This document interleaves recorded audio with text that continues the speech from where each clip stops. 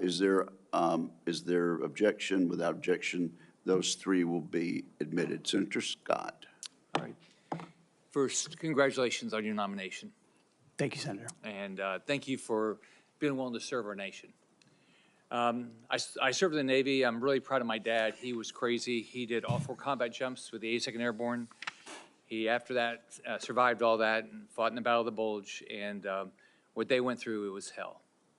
So I have a lot of respect for him and for everybody that puts on the uniform and serves in battle and has to lead people in battle, because being on a ship, that didn't happen to me, but I had a lot of friends that happened to, and it clearly happened to my dad.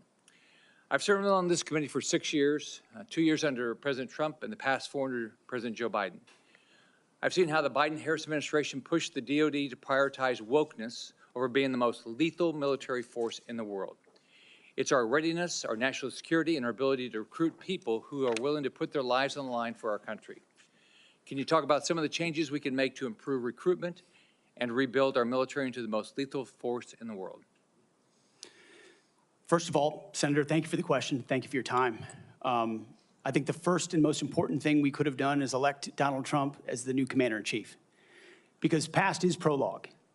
Our warfighters understand what kind of commander-in-chief they're going to get in President Donald Trump, someone who stands behind them, someone who gives them clear missions, someone who ends wars decisively, and the issue of Ukraine was mentioned, and ensures new wars are not started.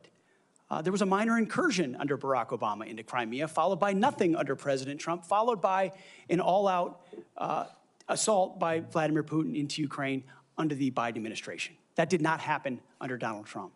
Donald Trump managed the Taliban. Under the Biden administration, Afghanistan collapsed tragically, ending in the lives of 13 at Abbey Gate, who we remember every single day, and no one was held accountable for that. Chinese spy balloons were flying over the country.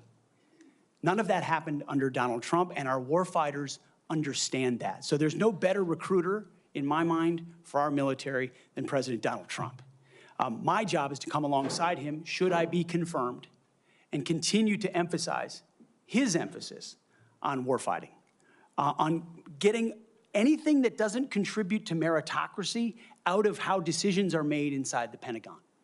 What gender you are, what race you are, your views on climate change, or whether you are a person of conscience and your faith should have no bearing on whether you get promoted or whether you're selected to go to West Point or whether you graduate from Ranger School. The only thing that should matter is how capable are you at your job? How excellent are you at your job? I served in multi-ethnic units in every place that I served. None of that mattered. But suddenly, we re-inject DEI and critical race theory, dividing troops into different categories, oppressor and oppressed, in ways that they otherwise just want to work together. That's why I've pointed out before, and I'll say it again, and because I'm sure it'll be quoted to me at some point. The dumbest phrase in military history is our unity is our strength. No, our shared purpose is our strength. Our shared mission is our strength. We are one DOD community of all committed to the same mission. Has nothing to do with your background. Has to do with what your commitment is to the country. And that is my solemn pledge to every single person that would put the uniform on and reflects President Trump's priorities as well. Senator. Thank you. You know, we talked a little bit about the fact the Pentagon can't do an audit, all right? Can you talk about, and I mean, to me, I've run big businesses. It's all about accountability. If you want to get an audit done, you can get an audit done. You might get a letter saying hey, there's things you have to fix, but it all goes to accountability, and we haven't had it. So can you talk about how you bring accountability to the table, what you've done in the past, and what you're going to do with regard to bringing accountability to the Pentagon? I meant it when I said it in the opening statement, Senator. I know what I don't know. I know I've never run an organization of 3 million people with a budget of $850 billion. But what I do know is that I've led men and women. I've led people. And it's leadership of people and motivation of people and a clear vision of people where you build a team, cast that vision, empower people properly. I want smarter and more capable people around me than me. And you will get that at the department. I cast the clear vision, build the plan, work it. We set the metrics, and everyone is held accountable. I know our incoming businessman president believes in accountability and holding people accountable. That will happen at the Pentagon. I mean, this has been a problem for a long time. Secretary Rumsfeld gave a speech on September 10th, 2001 that's mostly forgotten. But it was about the need for acquisition reform, cutting tail to give to teeth to warfighters. And then 9/11 happened. And these are problems that have been persistent for a long time. But now we have new threats.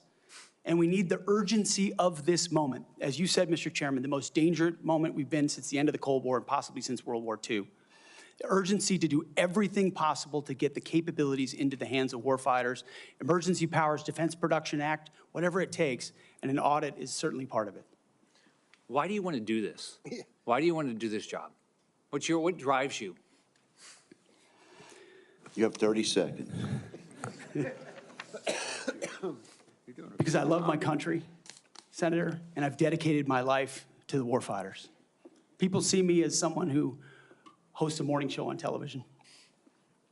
But people that really know me know where my heart's at.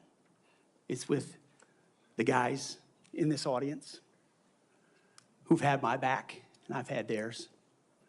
We've been in some of the darkest and most difficult places you can ever be in. You come back a different person. And only by the grace of God am I here before you today. I'm doing this job for them, for all of them. Thank you, Mr. Hegseth. Senator Warren. Thank you, Mr. Chairman, and Mr. Hegseth, thank